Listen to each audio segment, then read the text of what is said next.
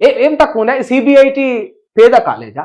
CBIT founder ఆ BS మూర్తి అనేట ఆయన పేదోడా? వాళ్ళట అప్లికేషన్లల్లా ఈ తెలంగాణ అడ్మిషన్ అండ్ ఫీ అని ఒకటి ఉంటది. ఈ కమిటీకి వాళ్ళు అర్జీ పెట్టుకున్నారట ఈ సిబిఐటి వాళ్ళు. మా కాలేజీలకు మొత్తం కష్టాలు ఉన్నాయి సార్, మాకు ఫీజులు సరిపోతలేవు, పిల్లల ఫీజులు మేము ఎంత పిక్క తిన్నా మా కడుపు నిండుతలేదు సార్, కొంత కష్టాలు ఉన్నాయి, మా ఫ్యాకల్టీకి డబ్బులు ఇచ్చుకోలేకపోతున్నాం, నెలకు లక్షలు ఇస్తున్నాం, 2 లక్షలు ఇస్తాం సార్ అని సిబిఐటి, ఎంజిఐటి, ఈ సివిఆర్ కాలేజ్ వాళ్ళు, ఈ సివి రెడ్డి, 100 కోట్లు ఆస్తున్న సివి రెడ్డి, ఈ పేదోళ్ళందరూ పోయి ఈ తెలంగాణ అడ్మిషన్ అండ్ ఫీ అనే ఒక కమిటీ దగ్గర, ఈ రెగ్యులేటరీ కమిటీ అని ఒకటి ఉంటుంది, Telangana admission and fee regulatory committee ఉంటుంది, వాళ్ళ దగ్గర అర్జీ పెట్టుకుంటే ముఖ్యమంత్రి గారు వాళ్ళ బాగా చూడలేక 1,40,000 వసూలు చేసి ఫీజు వసూలు చేసుకునే ఈ కాలేజీల నిబంధనలు 1,83,000 వరకు, 1,40,000 నుంచి 1,83,000 వరకు వసూలు చేసుకునే ఫెసిలిటీని వాళ్ళకి ఇచ్చాడు పర్మిషన్. జెడ్పిహెచ్ఎస్ లో చదివిన మన అడవి బిడ్డ, మన పేద బిడ్డ, నీ చేతుల పాలన ఎట్లా పెట్టిర్రో, నువ్వెట్లా కర్ణుడు అని చెప్పుకుంటున్నావో,